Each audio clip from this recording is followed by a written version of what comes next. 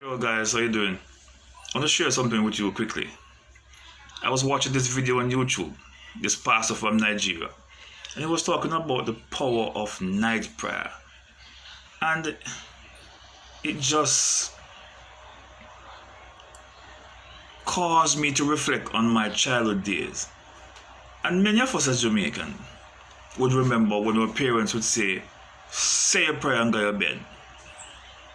And we do it ritualistically. We do it because we were told to do so. And as we grow older and we're independent, we just stop doing it. It was not explained to us in detail why we're doing it. We were told, say your prayer and go to your bed. There was even a prayer that we could recite. The same way we recite our prayer after devotion at school in the morning, and the same way we recite the prayer before we go to lunch every lunchtime at school. The same way it was that we recite that night prayer. And it becomes a part of us. It becomes so ritualistic that we just do it without even knowing. The words just flow as we go along. It was not coming with any form of depth of meaning of our tongues. It just goes like that because we practice it over a period of time. But I never thought though that it was of a great significance until I get older. Through my Christian walk of faith, I've come to the realization that night prayer is very, very important. Very, very important, and we should continue to teach our children the values of prayer and why they should pray at night. Because a number of things happen at night. It is night, according to the teacher, that a number of us would have gotten the deepest form of realization. It is at night. A number of us die. A number of persons just go to bed and didn't wake up in the morning. A number of persons just die in their sleep. It is night that a number of us are challenged in our sleep as well. You're wrestling with something.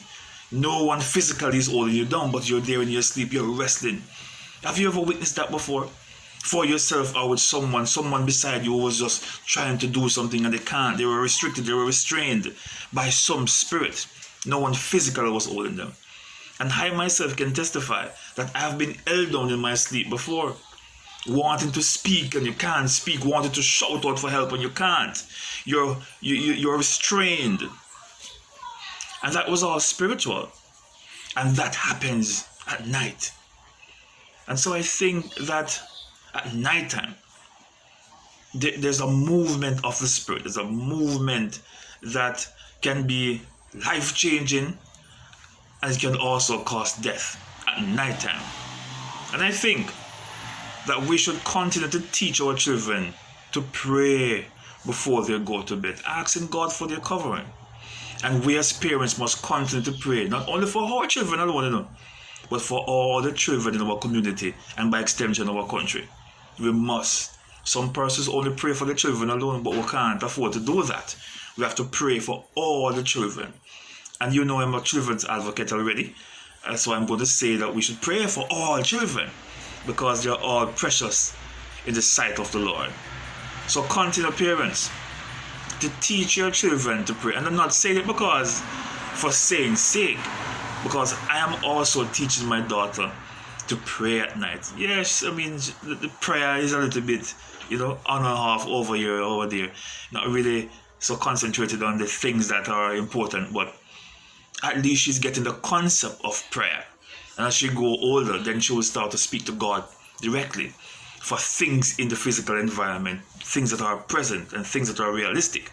But now she's just praying because of praying's sake. But as she grows older, she will get the concept of prayer and then start speaking to God directly for the things in her physical environment that she wants to see change. Asking God questions and speaking to God and asking Him for the things that she needs and also giving Him thanks, most importantly, for her life, her family, and her future. Alright, so I want to remind you to teach them to pray, man. Teach them to pray. Let them model the behavior from early. And you parents also continue to pray that God will give you the wisdom, knowledge, and understanding to be successful. God bless.